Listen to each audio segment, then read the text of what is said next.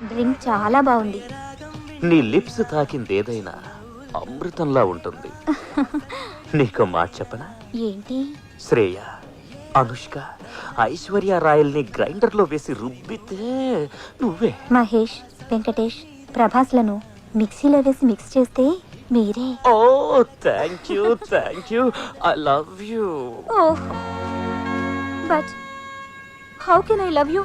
Why? I male, you female, ఇద్దరిది teenage, ఒకే college.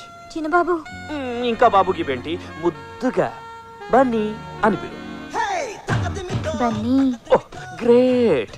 Practice లేకపోయినా స్మూత్ గా పిలిచావు. చెప్పు పెంట్, నా ప్రేమను యాక్సెప్ట్ చేస్తున్నావా లేదా? ఏంటి ఆలోచిస్తున్నావు? నాకేం తక్కువ? అన్నీ ఎక్కువే, కానీ కానీ ఇదిగో నువ్వు కానిగి నేను కారణాలు చెప్తే నేను రైలు కింద తలపెట్టి చచ్చిపోతా. వద్దు బన్నీ, అంత మాట నద్దు. మన ప్రేమ కోసం 100 మంది చచ్చిపోవడం నాకు ఇష్టం లేదు. 100 మంది? అవును. నువ్వు తల అడ్డు పెడితే రైలు తిరగబడదా? జనం గుంపులు గుంపులుగా చచ్చిపోరా?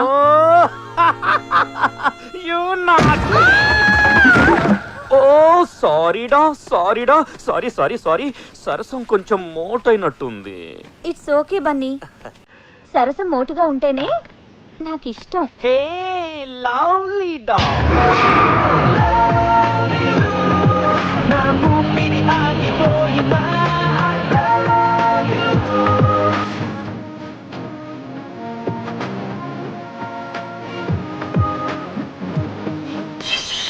విషయం ప్రేమ ధరకు వచ్చిందన్నమాట.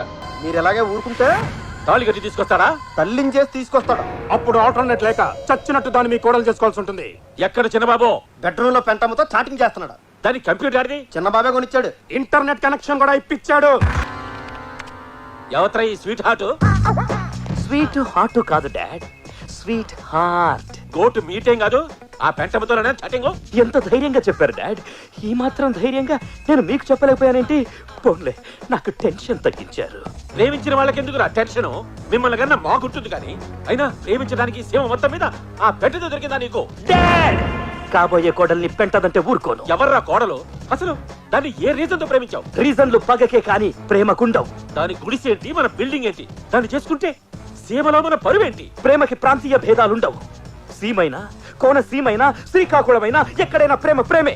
ప్రేమలో పడగానే ప్రతి వాడికి డైలాగులు వచ్చేస్తాయి. ఎందుకు చెప్తున్నానో అర్థం చేసుకో.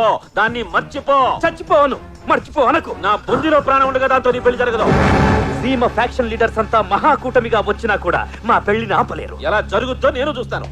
మీ పెద్దోళ్ళున్నారే, ఎప్పటికీ మా పిల్లల మనసుల్ని అర్థం చేసుకోరు.